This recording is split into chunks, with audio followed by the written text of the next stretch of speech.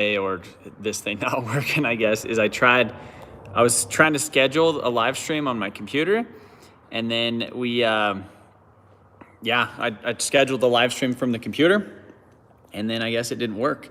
So then it was just trying to hop on my my Wi-Fi, which we're in the new shop behind my house. We're in a new shop behind the house. We'll get to that here in a minute. I know I haven't really explained this or talked about it, but we'll get into that here in a little bit once some people get back.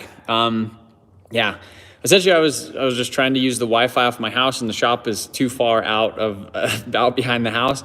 So now we're on the phone, and we're using just the regular cell phone internet, and I guess it's working great because there's freaking 5G tower over there, and I think we're fine.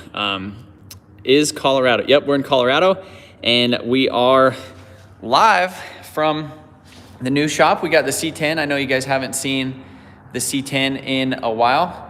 Yeah, go Verizon. I'm doing great out here. You guys already know about the Telluride. That thing's out here as well when we're not, filming stuff or me putting like a couple miles on it. And then we have the Evo wagon. We have the Supra. We got the S14. We got the Datsun 510. We got the lawnmower, and we even got Carson's. We have Carson's little four-wheeler in here too. So yeah, so the old place kicked you out. Dang. Yeah, you guys want to see the lawnmower? Check this bad boy out. How you doing? Freaking yard machines. We got some weeds. Been mowing the weeds out here. If I win the car, I can give it to your girl. Yeah, that sounds great. I start the Supra. I don't have the keys.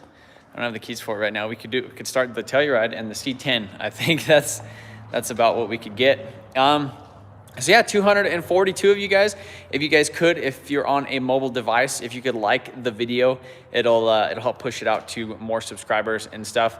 As far as the shop, I know that's kind of how we titled this live stream. So I'll probably have to go over it a couple times just from people kind of hopping in and out of the live stream. So if you guys are, if you want to know what's going on with the shop, now's the time. And hit that like button, exit the chat. Maybe once we get 200 likes, I'll tell you what's going on with that. Or how about this, 250 likes, because that's what we're doing. So if you guys are on mobile, just hit that like button. And it's actually getting a little bit chilly here in Colorado. And as you can tell, it's at 160 now. Hopefully the internet doesn't go out. How many lifts? So there's 0 lifts in here right now. And we're just hanging out. I could do some jumping jacks out here. So this is the shop. So this thing is, so we need 50 more likes and we'll start talking about it. I'll give you guys the whole spiel.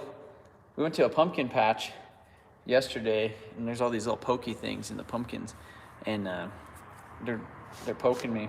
This hoodie's all covered in dust. 232 likes, 334 people. I appreciate you guys hopping in on here, and we're gonna talk about this shop. Somebody said it looks bigger, and it's not. It's actually, I don't know. It's not half the size, but it feels like it could be half the size. So 250 likes. I appreciate that, guys. And we're talking about the shop. So I am not kicked out of the new shop yet. Basically, the new landlords came in, and I guess I'll just tell you the prices because it's a long time ago. I've been at the other shop for, I think it's about 8 years now, 6 or 8 years or something like that. I don't know, time flies. And the original landlord, it was like me and Dave were driving around in my Saab one day. I was like, hey, let's go look at shops. Called this guy, had the building, the number on the side of it. And he's like, oh yeah, I got 2 of them available, and go check them out. Met him over there. And I was like, cool, what do we need to do? He's like, oh, just here's the keys. Send me a check next month. And like, that was it. And pretty much as far as our lease with the old landlord, that was about it. He made us sign like a little paragraph thing that said we're gonna pay and this is where the check goes to. And here's your insurance you need. And that was it. Literally for, I think it was 6 or 7 years, we paid $800 a month for that space. No deposit, nothing like that. It was just like, all right, here you go, which was insanely cheap. Then the last year he raised it up to about 1,200. And, you know, at that point I was like, yeah, this is fine. You know, like it's still cheap. And so now the new owners, they bought it. I think they've been the new owners for about 3 or 4 months now. And basically as soon as they came in, I was technically the only one who had a lease. So I'm still under a lease with like the old landlord. And so I'm currently paying $1,200 a month. And basically what they're raising it to now is $1,650 plus a triple net, which is like a taxes, insurance, all that type of stuff. And that's like $350 a month. And it's kind of like, it's variable. So it could go up and down, and depending on the property taxes, which property taxes are gonna go up next year because the property was valued really low, and then now it's valued really high because of the way they bought it. So the property taxes are gonna go up a lot next year. And so basically what happens is with that triple net, I wasn't super familiar before, but yeah, it's basically taxes, insurance, property maintenance, anything that happens kind of wrong with the buildings or any maintenance that they do. Let's say there's any plumbing or anything that goes wrong, it kind of gets in this thing, and then at the end of the year we have the potential of like having to pay more, like within I think like a month. Like at the end of the year they could come in and say, this is how much you owe, this is how much more money we spent. So I'm in a lease for $1,200 until the end of December. So basically we have until the first of the year. We weren't sure if they were going to honor that new lease because like they're my old lease. So we weren't sure if we were going to get kicked out or whatever. And then, so basically they came in and said if we wanted to go month to month, they were going to raise it to like $2,500 a month. Like I said, technically I still have a lease until the beginning of the year. If I want to sign a new lease there, it'll be $1,650 plus the $350 a month, which is variable. Plus they want first month's rent and, or last month's rent and a damage deposit of whatever the rent is. So basically for like my first month of signing with them, it'd be $2,000 plus $1,650 plus $1,650.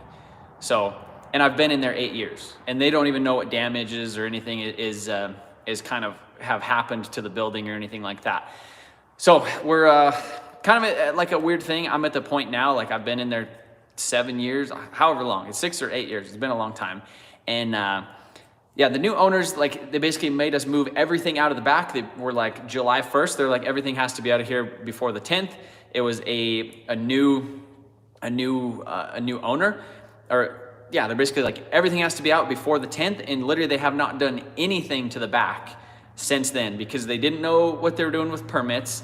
Like didn't know that they needed like a grading plan and like an engineered like drainage plan for the whole building. So all of our stuff was technically kind of in like the drainage that was just supposed to be an open space. Well, they were gonna fence that in and charge like $400 a month per acre to kind of lease you space. And they needed everything that we had out of the back, which I had like 8 cars, 2 shipping containers, like a bunch of stuff back there. And they were like, yep, 10 days, July 1st. As you guys know, July 4th, like holiday and stuff. So like we had like a long weekend, and then it was just like, basically had to shut everything down for a week, just moving everything out, scrapping a bunch of cars. And then now they haven't even done anything with it, which is kind of ridiculous. But even where the rent is, I've been looking around at other spaces to rent, and there's nothing really in that price range, which really sucks. So it's like, even if I'm gonna get, you know, I think we're in like 2,400 square foot now at the current shop. And we used to have a bunch of parking outside and everybody, it was really lenient.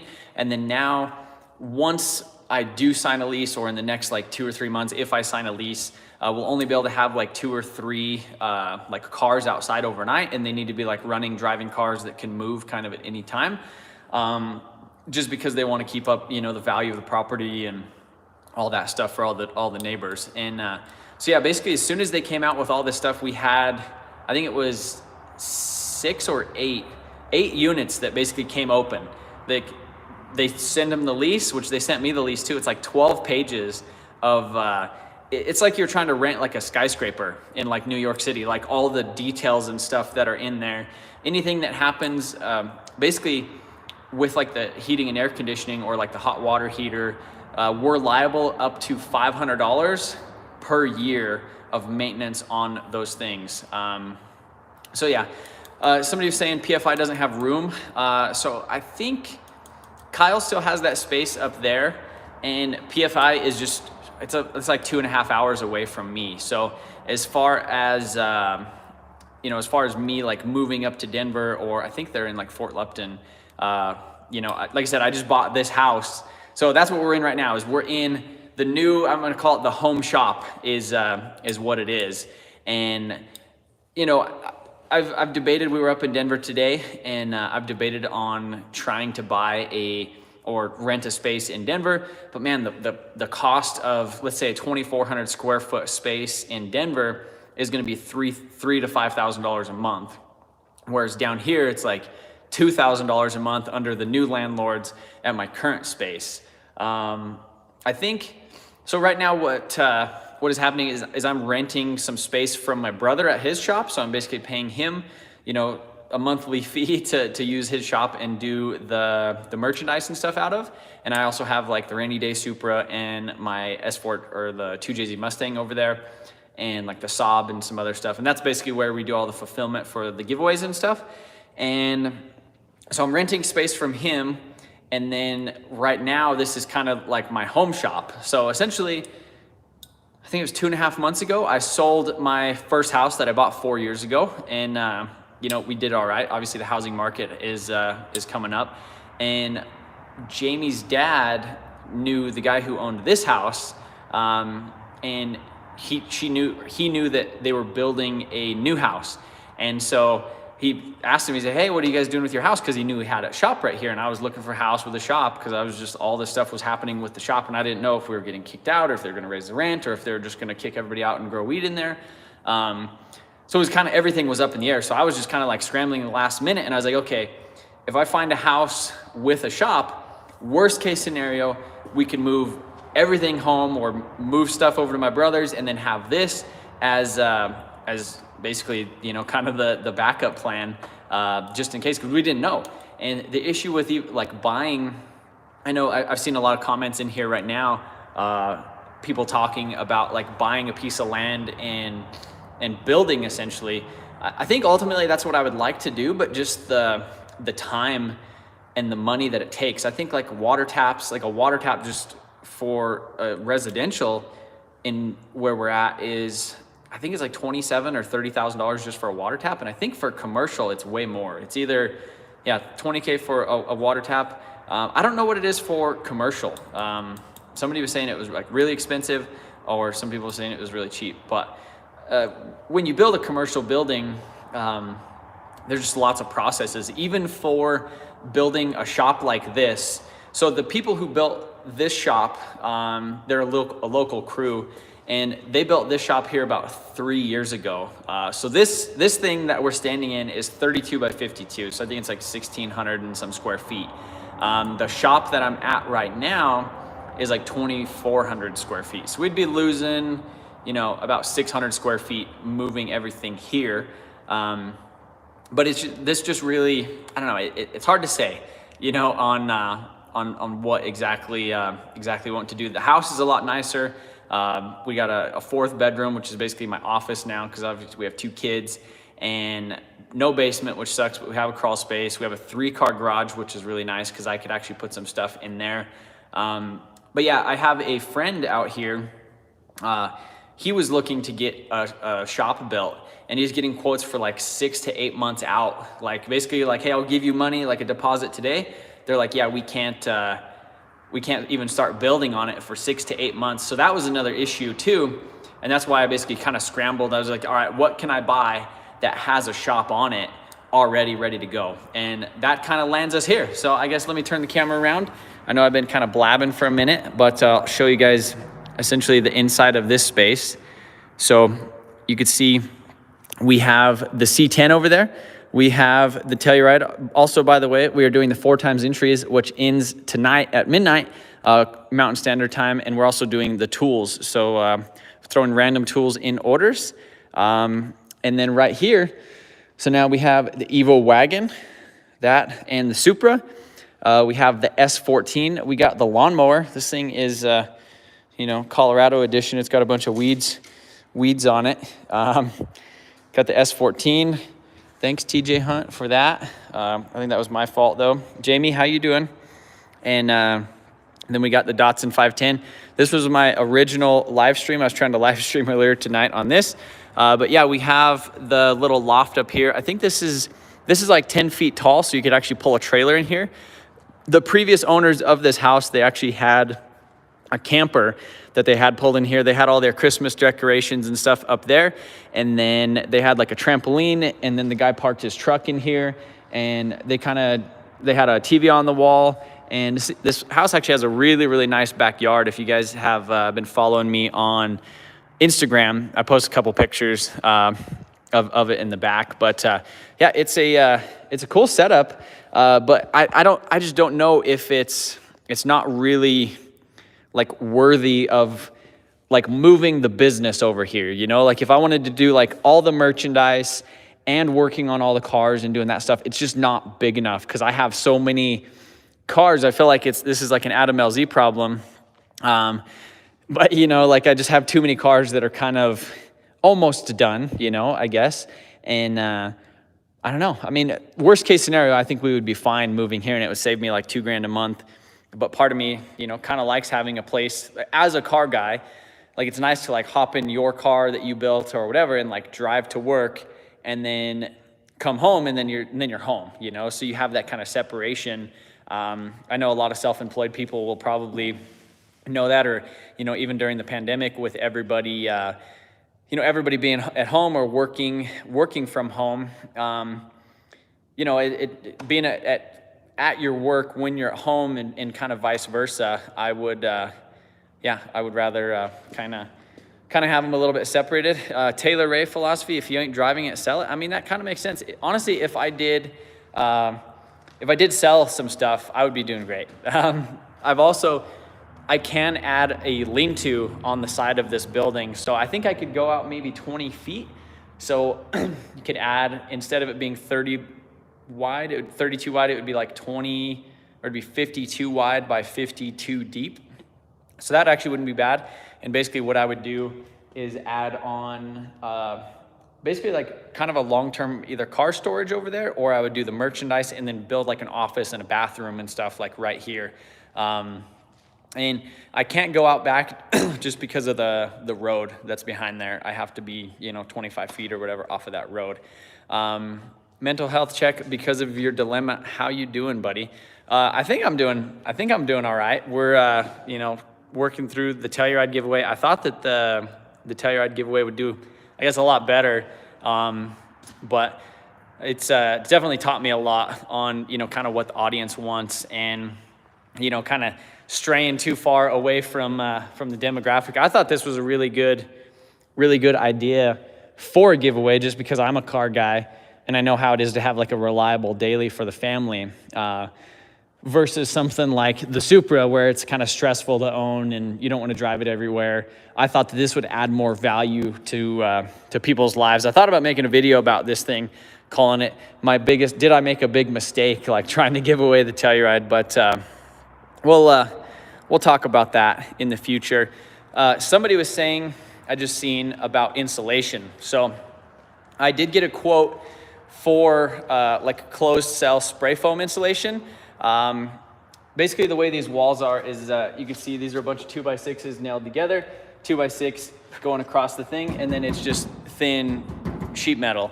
And so got a quote for 3 inches on the walls and 4 inches on the ceiling. Obviously this thing does have a little bit of power in it. You can see just the little electrical boxes and stuff right here. So I'd have to pull the electrical boxes out, which isn't too big of a deal. Sean actually used to do a little bit of electrical work. It already has a panel and everything out here. And I think I should be able to add 220 out here for like air compressors and all that stuff. So I think we would be good there. I just need to get, basically just need to get it insulated. The quotes that I got have been between 11,000 and 15,000.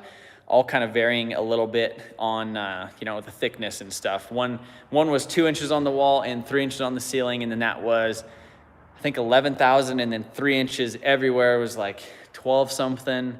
And then going 3 inches on the wall and 4 inches on the ceiling was gonna be closer to like 14,000 or something like that. And you can't just, from what I've been told, is you can't just insulate these with like batt insulation because it's not framed out. But it also needs a moisture barrier or like a vapor barrier, and that's where that closed cell foam comes in. Is it kind of keeps it out of there. Yeah, I mean, part of me wants to scale up and keep keep going, get like a bigger building and all that stuff. I've been looking at trying to find a junkyard. I think with the way that the channel is and kind of just looking at what I do in my day-to-day, one of my favorite things to do is just look at junk. I don't know, it's stupid, but I love buying like cheap cars and doing cheap projects and doing even stuff with like the Ranger, like the turbo on the roof. And I mean, obviously I know I could do stuff like this, but I think it's a lot more fun to kind of build, I don't know, it's kind of fun to build junk, it's just cheaper. It's, I think it's more relatable for you guys. And I think a junkyard would be really good for me and the channel, just cause like, it'd be kind of a natural progression. And then I wouldn't have to do the giveaways as often, because I would have hopefully like a reoccurring stream of revenue coming in with the junkyard, and not really, kind of being reliant. Because essentially right now, why we're doing so many giveaways back to back is that the YouTube channel just doesn't make enough money to pay me and basically 3 full-time employees. So Jamie's an employee, Blake's full-time, and then Sean is full-time. I basically paid Jamie just kind of a low salary, and she helps out with the Instagram and, some of the online social media posts and stuff. And that's a good, good tax write-off and stuff right there. But, yeah, so like basically having me as an employee, and basically that's 4 full-time employees through the business, the YouTube channel getting 20 to 40,000 views or 20 to 60,000 views on videos, it just doesn't pay the bills. I mean, I think I spend just with everything that goes out every single month about twice as much as comes in just off of the YouTube. And so that's where the giveaways and stuff come in. I mean, I would love to be able to just sell merchandise and do that by its own and just do little drops here and there. But it just seems like, nothing really, I don't know. It seems like nobody buys anything when we're not doing a giveaway. So yeah, I think that's it. I feel like I've been talking for a long time. Trev deserves a lot more than others. Yeah, I think that, the issue is I always kind of get in my own way. I know the things that I need to be doing, and then I'm like, oh, I need to go buy this random project car real quick or start this new video series before I finish the other one. And a lot of it just needs to, it kind of comes down to me just actually coming up with a better plan. I mean, it's definitely been a little bit more of a challenge this last year with Ty leaving. I know I've had a lot of questions in here about Ty.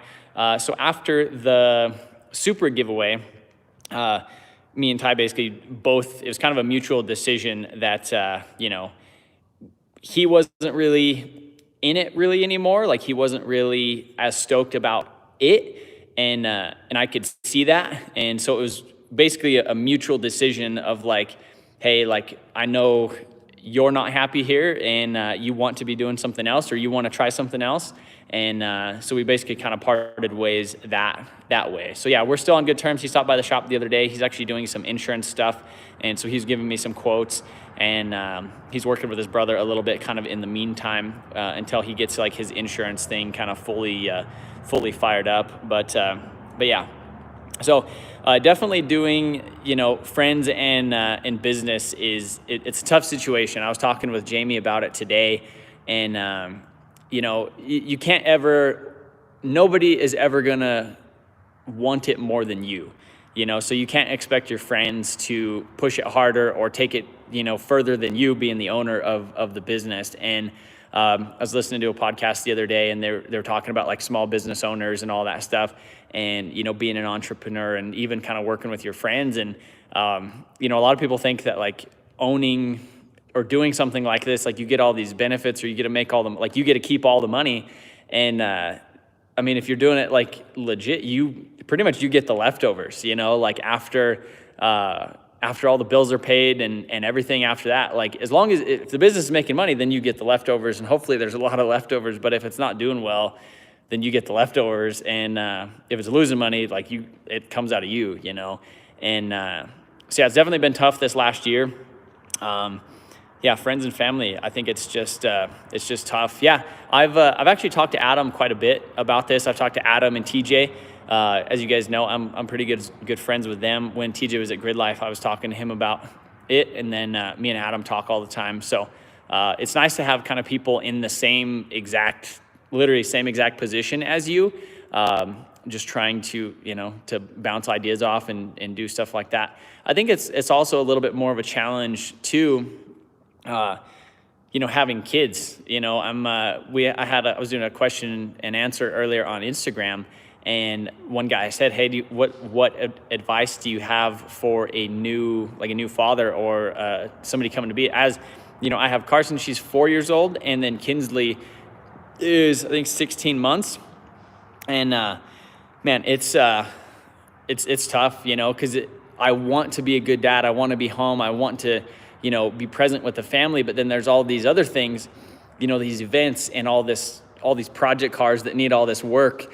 And, you know, you want to stay, you know, it's like you're fighting yourself. You want to go, you know, you want to go to the shop and stay there till 4 a.m. and drive across the country and go to all these cool events and stuff. But then at the same time, you want to be there for your kids to go to the pumpkin patch, you know, and it's definitely a tough, you know, I'm not going to call it a balance, but it's just one of those things. You have to put effort in every single category. I know a lot of people talk about like balancing and doing that, whereas, you know, kind of like almost balance is like bullshit. Like you have to put effort into every category, because if you're balancing something, you know, if something starts tipping the other way, like everything, you know, falls to pieces. Whereas if you're, you know, putting effort in every category in like your relationship and your health and in your business and in your relationships, you know, every day, then you kind of don't have to worry about the balance of something,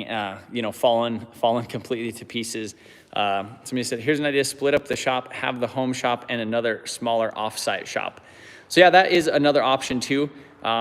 There's a, sorry, I feel like my throat is getting all dry because I've just been yakking out here for 20 some minutes. I'm gonna take a little break real quick. Let some comments come in. I'm gonna set this thing right here. Hopefully this doesn't fly off. You guys are on the Evo wagon right now.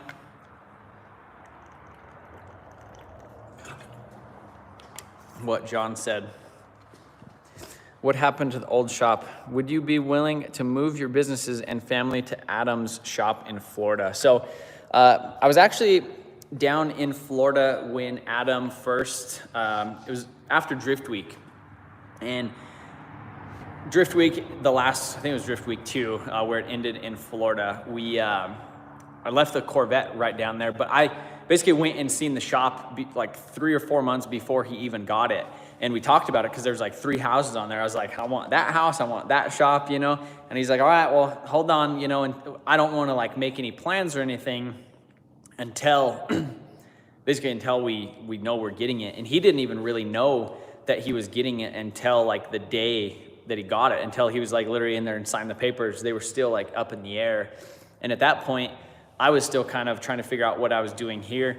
But for the most part, it just seemed like they already kind of had plans, you know, with like Freddie living on site, and I think maybe Johan and, you know, I think Mike. Basically all the houses kind of got like, they were kind of assigned for, and then like the shops and stuff, they already kind of figured out what they were doing. And then now with Drift HQ being there, there's just not, I just don't think there's enough room for me there. I think mostly what I talked to Adam about, I think that would make the most sense is for me to come down and basically stay like a month or two and, you know, kind of build a car or do some stuff with, do some stuff there with them and, build a car, paint a car, do something, and then basically head back to Colorado or whatever, which is, I thought about, that would work good if I kind of scaled stuff kind of back here, and then I could almost Airbnb my house and leave all the stuff in the shop and then go down there for like the summer or something, hang out with them, and then come back. Because it's really tough with all the family, because like where I am in relation to here, like Jamie's parents are like 10 minutes that way. My dad is like 2 minutes that way. My brother's 2 minutes that way. Her brother's 2 minutes that way. Like we're literally like in this bubble of like everything's just so close. Everybody's within like 20 minutes of each other. And having young kids, it's hard to be away from family. It's nice to just be like, hey, we're gonna go on date night. We're gonna drop these kids off and get out of here, And that's I don't know. It would be tough to actually fully commit and move somewhere else. I have been looking at like Oklahoma. I have some family there. I have some family in Arkansas, and Oklahoma's like, what is it? It's a, I'm trying to think. It's